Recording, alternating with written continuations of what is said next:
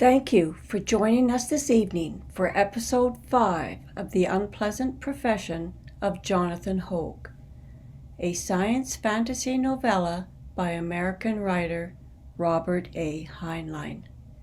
Last week, while in what felt to Teddy like a dream, he was warned by Stoles, "You must leave Hoag alone. You must never see him again." He was then told the story of the sons of the bird as an explanation. When Teddy did not seem swayed, Stoles said, "You wouldn't want anything to happen to Cynthia now, would you?" Tonight, our intrepid investigators try a new tactic. They don't believe in magic. Yet what reality do they encounter? Nothing is as it seems where Hoag is concerned. And now we begin episode 5. Once they were alone in the elevator, she turned to him. How did you happen to play it that way, Teddy? Because while I don't mind opposition, it makes me sore when my own client crosses me up. He dished us a bunch of lies and obstructed us and pulled some kind of sleight of hand on me in that Acme building deal. I don't like for a client to pull stunts like that. I don't need their money that bad. Well, I, for one, will be very happy to give it back to him. I'm glad it's over. What do you mean, give it back to him? I'm not going to give it back to him. I'm going to earn it. The car had arrived at the ground floor by now, but she did not touch the gate. Teddy, what do you mean? He hired me to find out what he does. Well, damn it, I'm going to find out, with or without his cooperation. He waited for her to answer, but she did not. Well, you don't have to have anything to do with it. If you are going on with it, I certainly am. Remember what you promised me? What did I promise? You know. But look here, Sin. All I'm going to do is hang around until he comes out and then tail him. It may take all day. He may decide not to come out. All right, I'll wait with you. Somebody has to look out for the office. You look out for the office. I'll shadow Hoag. Now that's ridiculous. The car started to move upward. Whoops, somebody wants to use it. He jabbed the button marked stop, then pushed the one which returned the car to the ground floor. This time, they did not wait inside. He immediately opened the gate and the door. Adjacent to the entrance of the apartment house was a little lounge or waiting room. He guided her into it. Now, let's get this settled. It is settled. Okay, you win. Let's get ourselves staked out. Well, how about right here? We can sit down and he can't possibly get out without us seeing him. Okay. The elevator had gone up immediately after they had quitted it. Soon they heard the typical clanging grunt, which announced its return to the ground floor. On your toes, kid. She nodded and drew back into the shadows of the lounge. He placed himself so that he could see the elevator door by reflection in an ornamental mirror hanging in the lounge. Is it Hoag? No, it's a bigger man. It looks like... He shut up suddenly and grabbed her wrist. Past the open door of the lounge, she saw the hurrying form of Jonathan Hoag go by. The figure did not turn its eyes in their direction, but went directly through the outer door. When it swung closed, Randall relaxed the hold on her wrist. I darn near muffed that one. What happened? Don't know. Bum glass in the mirror. Distortion. Tally ho, kid.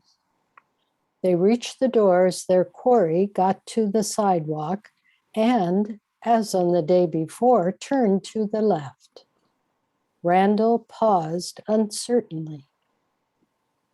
I think we'll take a chance on him seeing us.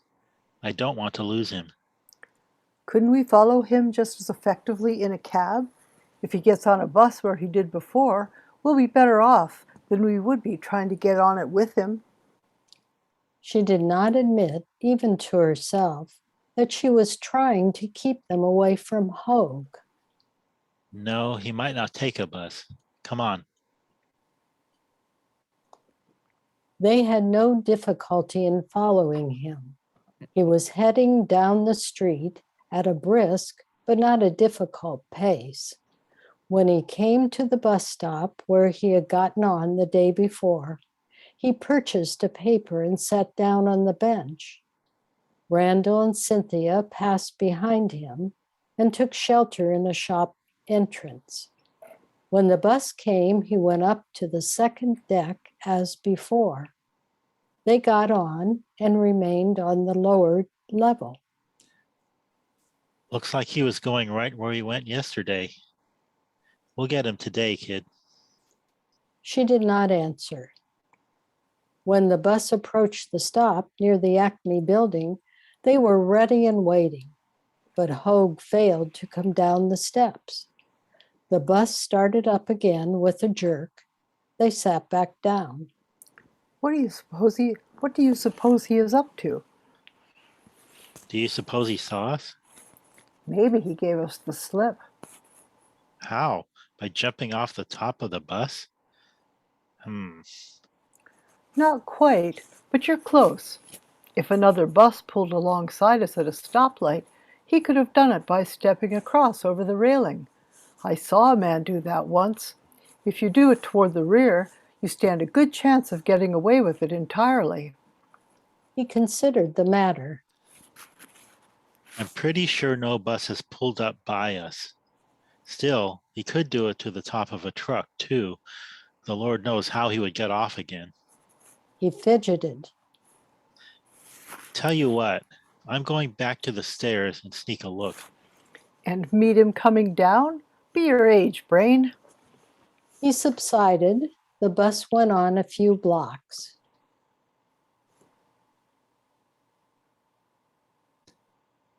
Coming to our own corner. She nodded, naturally having noticed as soon as he did that they were approaching the corner nearest the building in which their own office was located. She took out her compact and powdered her nose, a routine she had followed 8 times since getting on the bus.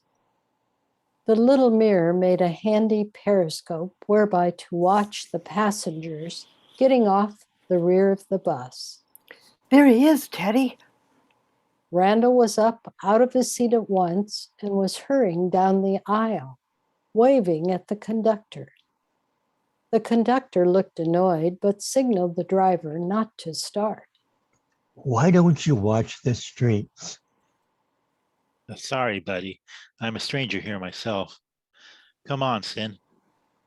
Their man was just turning into the door of the building housing their own office. Randall stopped. Something screwy about this kid. What do we do? Follow him. They hurried on. He was not in the lobby. The Midway Copton is not a large building, nor swank, else they could not have rented there. It has but 2 elevators. One was down and empty.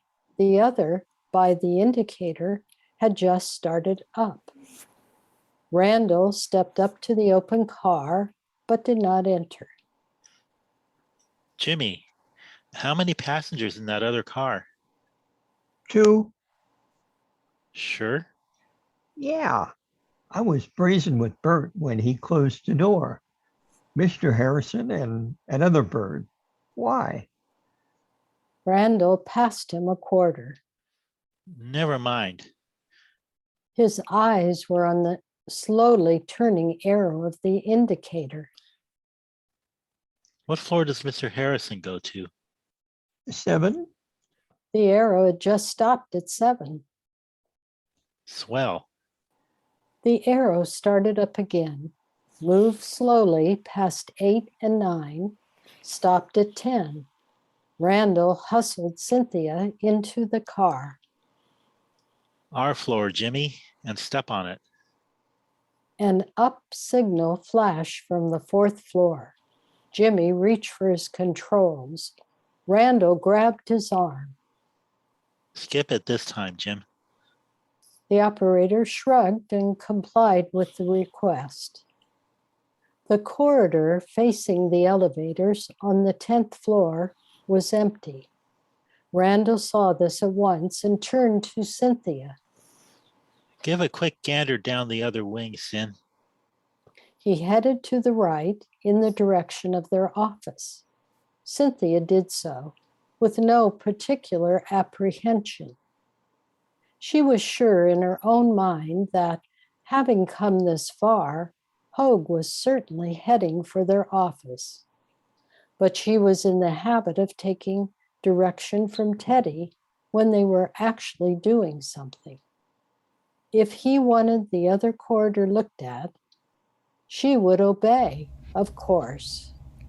The floor plan was in the shape of a capital H, with the elevators located centrally on the crossbar. I turned to the left to reach the other wing, then glanced to the left. No one in that alley. I turned around and faced the other way. No one down there. It occurred to me that just possibly Hoag could have stepped out on the fire escape. As a matter of fact, the fire escape was in the direction I had first looked, toward the rear of the building. But habit played a trick on me. I was used to the other wing in which our office was located, in which, naturally, everything was swapped right for left from the way in which it was laid out in this wing. She had taken 3 or 4 steps toward the end of the corridor, facing the street, when she realized her mistake. The open window certainly had no fire escape beyond it. With a little exclamation of impatience at her own stupidity, she turned back. Hoag was standing just behind her. She gave a most unprofessional squeak. Ah! Hoag smiled with his lips. Ah, Mrs. Randall. I said nothing. I could think of nothing to say. There was a .32 pistol in my handbag. I felt a wild desire to snatch it out and fire. On 2 occasions, at a time when she was working as a decoy for the narcotics squad, she had been commended officially for her calm courage in a dangerous pinch. She felt no such calm now. He took a step toward her. You wanted to see me, did you not? She gave way a step. No, no. Ah, but you did. You expected to find me at your office, but I chose to meet you here. The corridor was deserted. She could not even hear a sound of typing or conversation from any of the offices around them. The glazed doors stared sightlessly. The only sounds, other than their own sparse words, were the street noises 10 stories below, muted, remote, and unhelpful. He came closer. You wanted to take my fingerprints, didn't you? You wanted to check them, find out things about me. You and your meddlesome husband. Get away from me. He continued to smile. Come now. You wanted my fingerprints. You shall have them. He raised his arms toward her and spread his fingers, reaching. She backed away from the clutching hands. He no longer seemed small. He seemed taller and broader, bigger than Teddy. His eyes stared down at her. Her heels struck something behind her.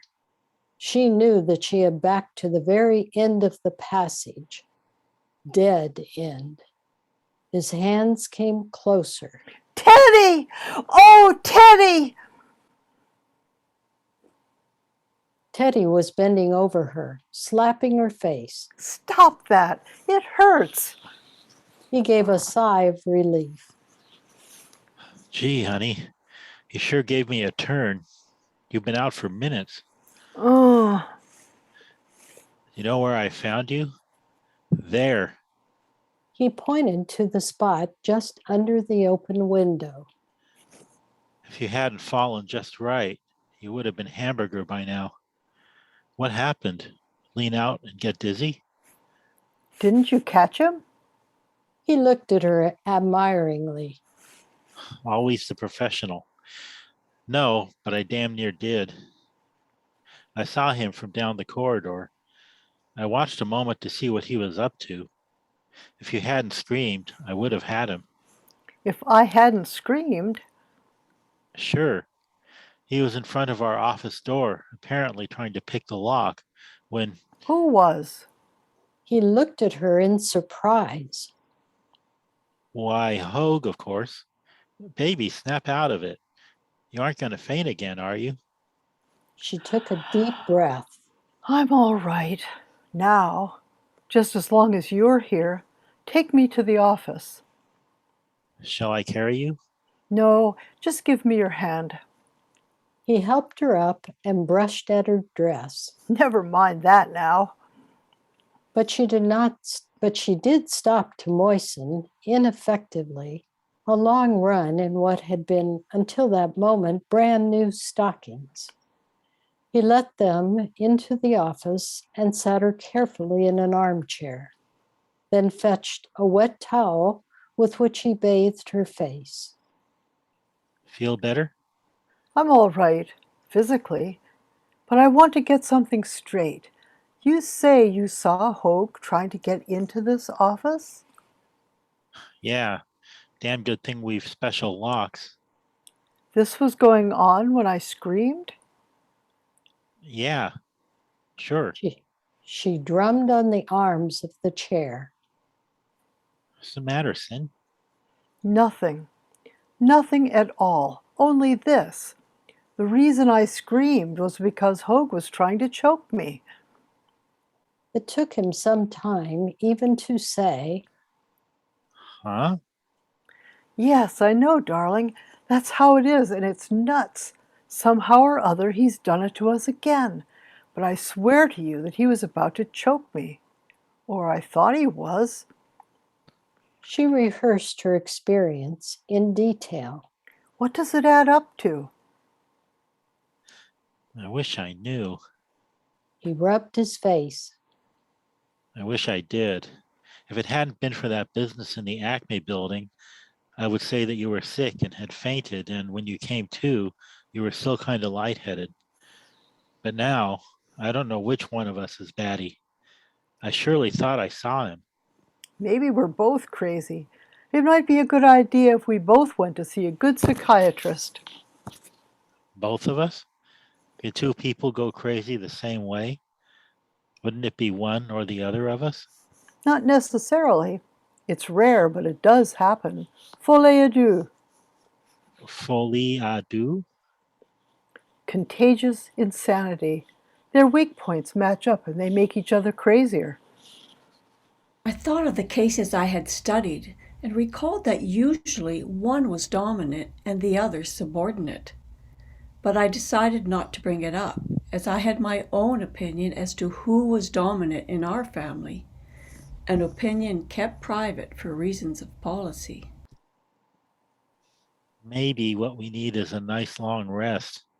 Down on the Gulf, maybe, where we could lie around in the sunshine. That is a good idea in any case. Why in the world anyone chooses to live in a dismal, dirty, ugly spot like Chicago is beyond me. How much money have we? About $800 after the bills and taxes are paid. And there's the $500 from Hoag if you want to count that. I think we earned it. Say, do we have that money?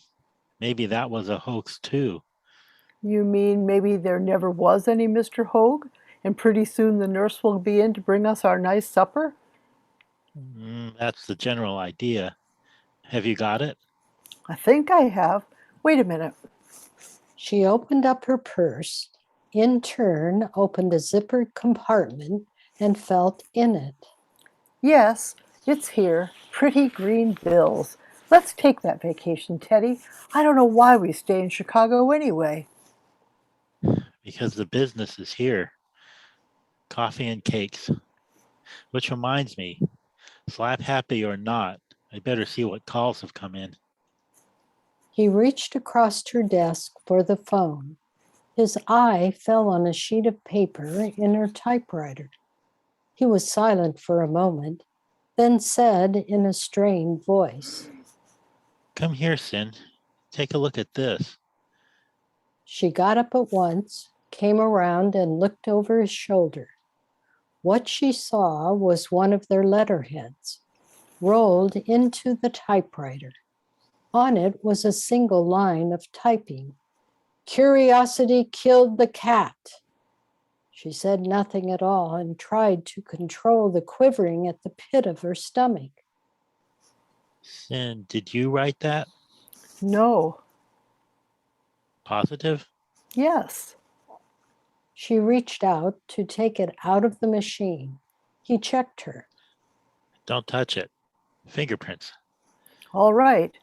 But I have a notion that you won't find any fingerprints on that. Maybe not. Nevertheless, he took his outfit out of the lower drawer of his desk and dusted the paper in the machine, with negative results on each. There were not even prints of Cynthia to confuse the matter. She had a business college neatness in her office habits and made a practice of brushing and wiping her typewriter at the end of each day. While watching him work, she remarked, Looks as if you saw him getting out rather than in. Huh? How? Picked the lock, I suppose. Not that lock. You forget, baby. That lock is one of Mr. Yale's proudest achievements. You could break it, maybe, but you couldn't pick it. She made no answer. She could think of none. He stared moodily at the typewriter as if it should tell him what happened, then straightened up, gathered up his gear, and returned it to its proper drawer. The whole thing stinks. He commenced to pace the room. Cynthia took a rag from her own desk and wiped the print powder from the machine, then sat down and watched him. She held her tongue while he fretted with the matter. Her expression was troubled, but she was not worried for herself, nor was it entirely maternal. Rather, she was worried for them. Cyn, this has got to stop. All right, let's stop it. How? Let's take that vacation. He shook his head. I can't run away from it. I've got to know. I'd rather not know. What's wrong with running away from something too big for us to fight? He stopped and looked at her. What's come over you, Cyn? You never went chicken before. No, I never did. But I never had reason to. Look at me, Teddy. You know I'm not a female. I don't expect you to pick fights in restaurants when some lug tries to pick me up. I don't scream at the sight of blood, and I don't expect you to clean up your language to fit my ladylike ears. As for the job, did I ever let you down on a case? Through timidity, I mean. Did I ever? Hell no. I didn't say you did. But this is a different cake. I had a gun in my bag a few minutes ago, but I couldn't use it. Don't ask me why. I couldn't. He swore with emphasis and considerable detail. I wish I had seen him. I would have used mine. Would you have, Teddy? Seeing his expression, she jumped up and kissed him suddenly, on the end of his nose. I don't mean that you would have been afraid. You know I didn't mean that. You're brave and you're strong, and I think you're brainy. But look, dear, yesterday he led you around by the nose and made you believe you were seeing things that weren't there. Why didn't you use your gun then? I didn't see any occasion to use it. That's exactly what I mean. You saw what was intended for you to see. How can you fight when you can't believe your own eyes? But damn it, he can't do this to us. Can't I? Can't he? Here's what he can do. She ticked them off on her fingers. He can be at two places at once. He can make you see one thing and me another, at the same time, outside the Acme building, remember? He can make you think you went to an office suite that doesn't exist, on a floor that doesn't exist.